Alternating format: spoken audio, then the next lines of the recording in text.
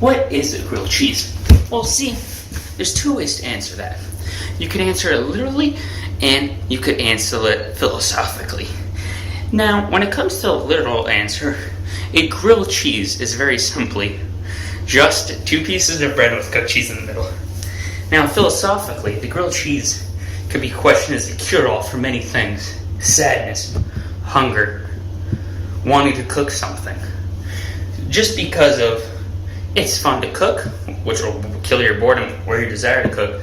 And when it comes to sadness, it has been proven in multiple studies that grilled cheese, well, not just grilled cheese, but fatty foods in general, can help improve moods. I chose to make a grilled cheese because I've always enjoyed grilled cheeses throughout my entire life, and I've become quite good at cooking them. It's gotten to such a point where I know exactly how much time it takes.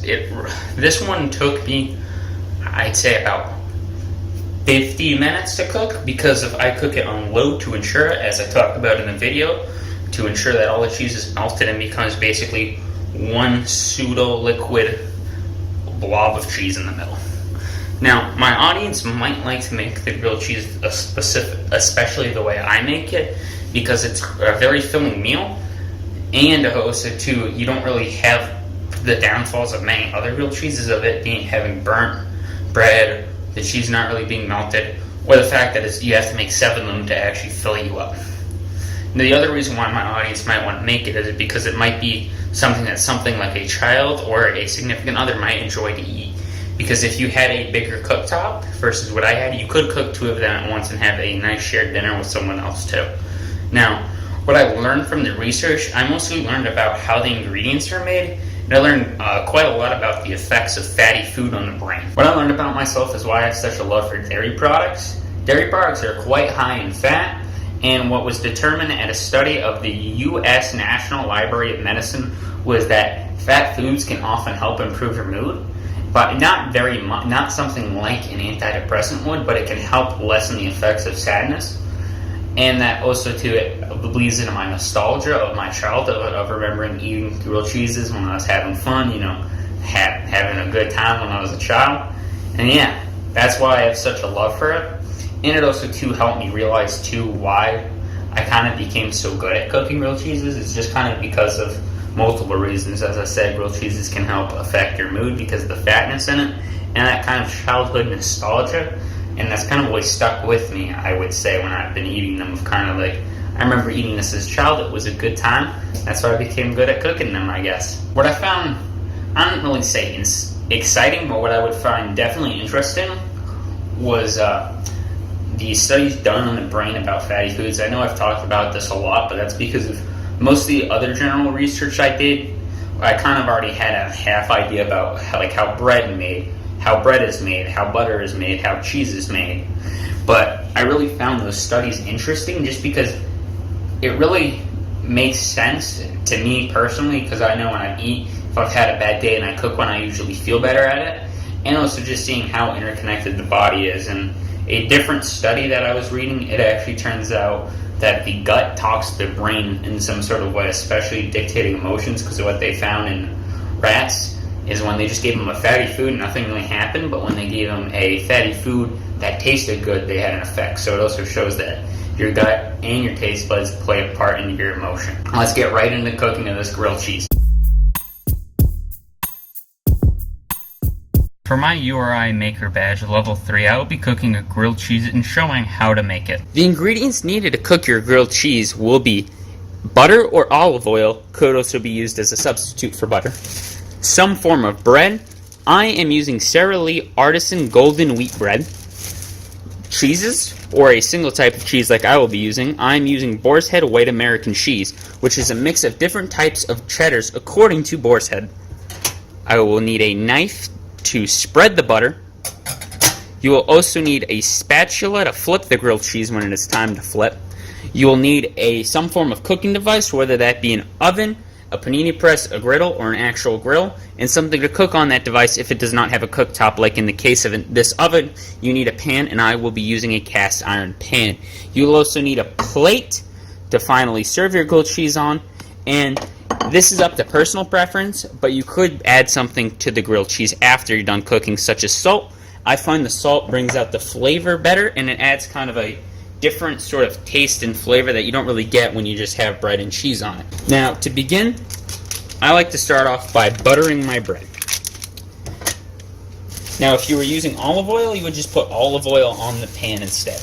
I personally like to butter the bread because I feel like it does better.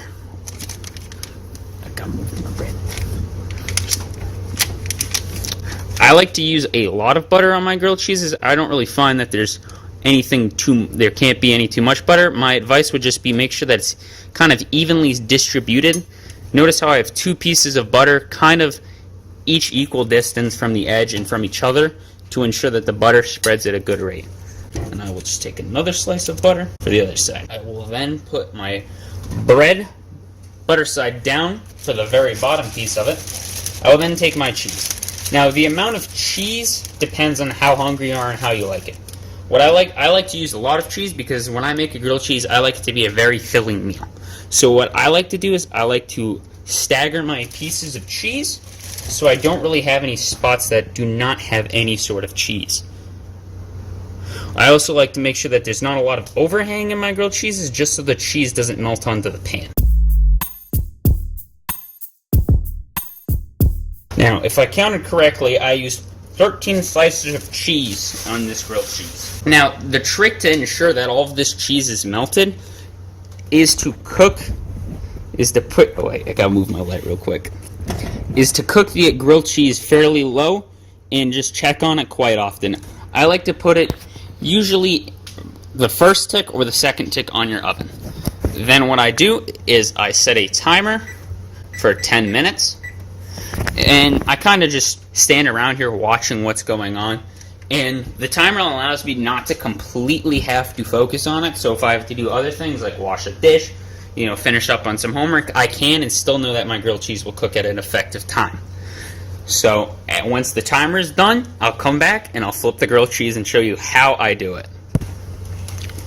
I realized that there was too much cheese because the bread was starting to completely tip to one side, so I removed 4 slices of cheese to ensure that all the cheese will be melted on the inside. The 10-minute timer is about to go off right now, indicating that it's been 10 minutes. Now, cooking time will vary depending on the sort of pan you're using, the oven, or other cooking device you are using. For example, a panini press will cook this much faster. Now, I can tell that the bread is not thoroughly toasted on the bottom because of when I put the spatula underneath it, the bread still has a lot of wiggle to it, as you can probably see how I can almost fold it in half without any tearing. Now, the second way to see if it's starting to become more cooked is you try and lift up one of the bottom slices of cheese. So I can easily lift that entire slice off, meaning that it's not thoroughly melted. So it'll probably need about another 5 minutes of cooking before it is properly ready and good to go. So I'll set another timer for 5 minutes so I can do other things. You don't really have to watch a grilled cheese very intently if you cook it on lower temperatures and are willing to wait for the cheese to become perfectly melted, especially if you use a large amount.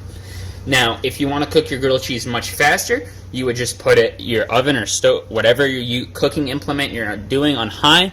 Use a small amount of cheese and use thinner bread. Now, the artisan bread is quite thick compared to a normal piece of bread, which I do not have on hand. I'd say it's probably about, an extra ½ inch, which doesn't sound like a lot, but it is when you are cooking because that means it's extra distance that the heat has to travel to. Now, let's make sure. The bread is still quite pliable, but the cheese is melted quite a bit. So I'll flip the grilled cheese. The best way to flip it is to hold one piece of bread on the bottom to ensure that it doesn't just slide on the pan. Put it on your spatula and flip it quickly to ensure that nothing comes out of it. Just recenter it. Quick. Now I'll set another timer for about 10 minutes and come back again and see how it's doing. I'm just going to check on how the grilled cheese is doing by moving the cheese a little bit and lifting it up. So See, you can still see that there's individual slices of cheese. If you cook the grilled cheese properly, you will not see individual slices of cheese on the inside. On the outside, you will, because you can't really get the cheese to such a liquid-like state because of the cheese will melt all over the pan, creating a big mess for you to clean up. Right here will be a time lapse of how the grilled cheese is cooking, so you can get an idea of what it's really like to watch a grilled cheese cook. You weren't making the video, are you?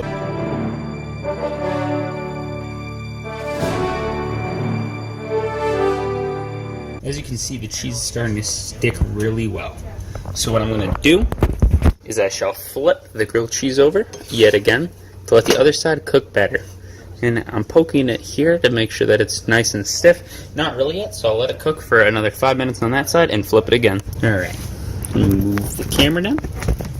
As I'm sure you can see that the cheese has basically become one solid piece, and the grilled cheese has become a lot smaller in height.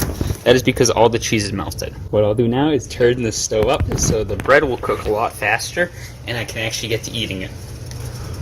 I'll let it cook till you start to notice a smell that kind of smells like toast is cooking, or burning if you like it a little more crispy. I don't know if you'll be able to see it on the video, but you can certainly hear it and see some smoke coming out because as you can see, the bread is getting really good. As you can see right here, a little bit of cheese melted out of the grilled cheese. That's fine. It's a little bit burnt. Alright, got a lot of cheese falling out, meaning that this grilled cheese is ready to eat. What I like to do, just put it on my plate. I personally don't like to cut my grilled cheeses, but that is personal preference. And finally, I add a little bit of salt on top of it because I like it. I chose to make a grilled cheese because I've always enjoyed grilled cheeses throughout my entire life, and I've become quite good at cooking them. It's gotten to such a point where I know exactly how much time it takes.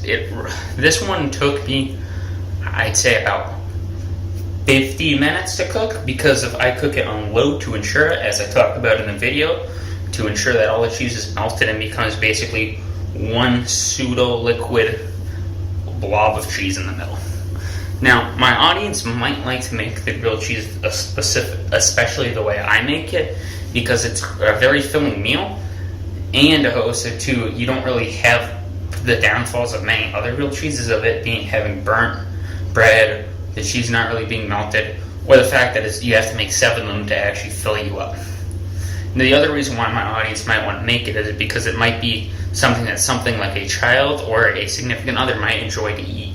Because if you had a bigger cooktop versus what I had, you could cook 2 of them at once and have a nice shared dinner with someone else too.